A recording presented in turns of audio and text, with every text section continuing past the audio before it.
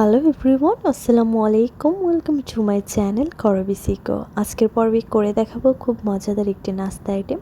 আজকে করে দেখাবো টক ঝাল মিষ্টি একটা নাস্তা আইটেম। এই নাস্তাটা খেতে যে এতটা মজা লাগে, আপনারা যারা এখনও খান নাই তারা আমার ভিডিও দেখার পর অবশ্যই বাসায় ট্রাই করবেন। এই নাস্তাটা খেতে যে এত মজা লাগে, কেননা এই নাস্তার মধ্যে তিনটা ফ্লেভারই খুব ভালোভাবে আছে, যেমন টক ঝাল মিষ্টি। তো চলুন শুরু করা যাক। আমি প্রথমে চুলায় ফ্রাই প্যান বসিয়ে দিয়ে এখানে 2 চামচ পরিমাণ নারকেলের গুঁড়ো নিয়েছি, 2 চামচ পরিমাণ এখানে সাদা তিল নিয়েছি, 1 চামচ পরিমাণ জিরে, 2 চামচ পরিমাণ মৌরি বা মিষ্টি জিরে, 2 চামচ পরিমাণ ধনিয়া। এখন আমি চুলার আঁচটা একদম মিডিয়াম হিটে রেখে এই সবগুলো উপকরণ আমি সুন্দর করে ভেজে নিব।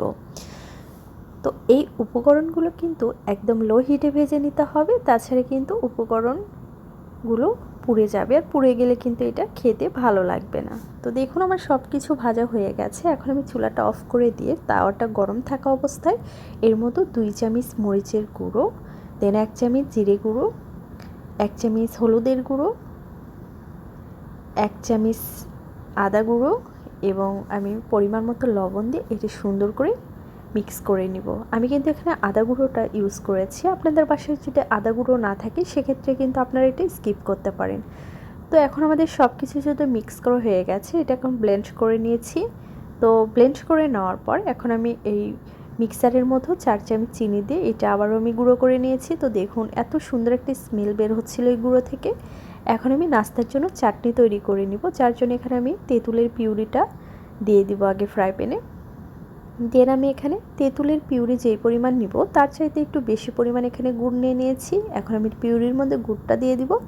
এখন এখানে আমি বিট লবণ দিয়ে দিব পরিমাণ মতো, দিয়ে এটা সুন্দর করে নেড়ে চেড়ে নিব। এ পর্যায়ে আমি সামান্য পরিমাণ হলুদের গুঁড়ো, সামান্য পরিমাণ মরিচের গুঁড়ো, সামান্য পরিমাণ লবণ, দেন আমি এখানে সামান্য পরিমাণ জিরে গুঁড়ো দিয়ে আবারও এটা আমি স্প্যাচুলার সাহায্যে সুন্দর করে মিক্স করে নিচ্ছি। আর যে আমি মিক্সারটা রেখেছিলাম সেই মিক্সার আমি একটু দিয়ে দিলাম, দিয়ে এটা সুন্দর করে চাটনি বেনে সাইডে রেখে দিলাম। এখন আমি এখানে 2 কাপ পরিমাণ ময়দা দিয়ে দিচ্ছি নাস্তাটা রেডি করার জন্য। আর এখানে আমি বড় চামচের 2 চামচ এখানে বুটের বেসন, দেন আমি এখানে পরিমাণ মতো লবণ, আর আমি এখানে 1 চামচ পরিমাণ জোয়ান হাতের তালুতে নিয়ে একটু ঘষে এই ময়দার মধ্যে দিয়ে দিচ্ছি। এতে করে কিন্তু জোয়ানের ফ্লেভারটা দ্বিগুণ বেড়ে যায়। এ পর্যায়ে এখন আমি 3 টেবিল পরিমাণ তেল দিয়ে দিব, দেওয়ার পরে হাত দিয়ে এটা সুন্দর করে ময়ান দিয়ে নিব। তো ময়ানটা কিন্তু হয়ে গেছে। এক্ষেত্রে এখন আমি নর্মাল পানি একটু একটু করে দিয়ে দিব আর সুন্দর একটা ডো তৈরি করে নিব।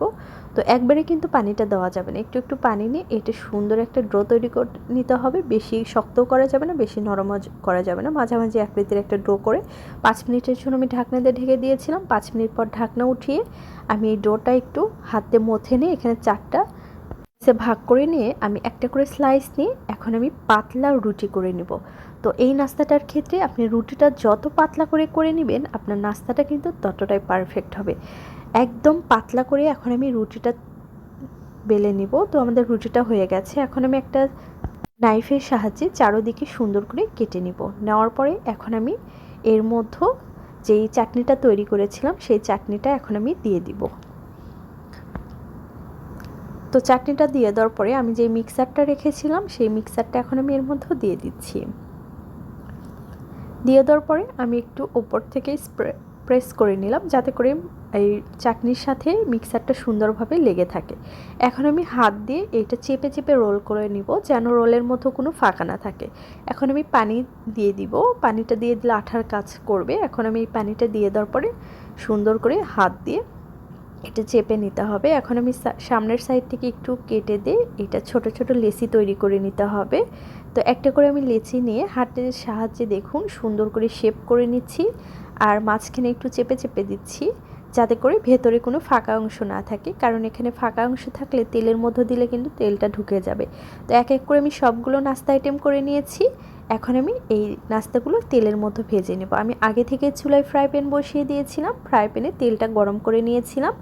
তো তেলটা যখন গরম হয়ে যাবে তখন তেলটা একদম লো হিটে রেখে দেন আমি এখানে সবগুলো নাস্তা দিয়ে দিয়েছিলাম। এখন আমি নাস্তাটা সুন্দর করে সময় নিয়ে ভেজে নিব। আমার চুলার আঁচটা কিন্তু একদম মিডিয়াম হিটে থাকবে, আর এটা ভাজতে কিন্তু বেশি টাইম লাগে না, 1.5 থেকে 2 মিনিটের মধ্যে আমার সবগুলো ভাজা হয়ে গেছে। এখন আমি এটা পরিবেশন করে নিয়েছি।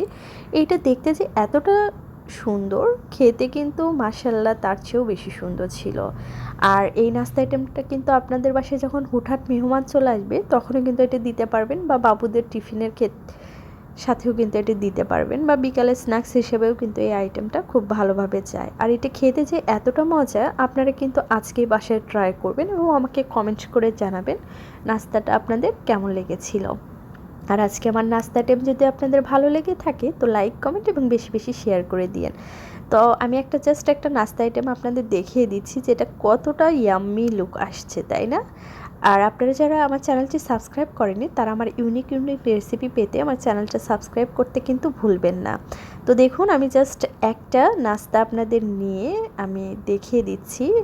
তো দেখুন এর লেয়ারগুলো দেখেন, লেয়ারের ভাজে ভাজে কিন্তু এই মশলাগুলো আছে এবং চাটনিগুলো আছে, যা খেতে কিন্তু অনেক মজা।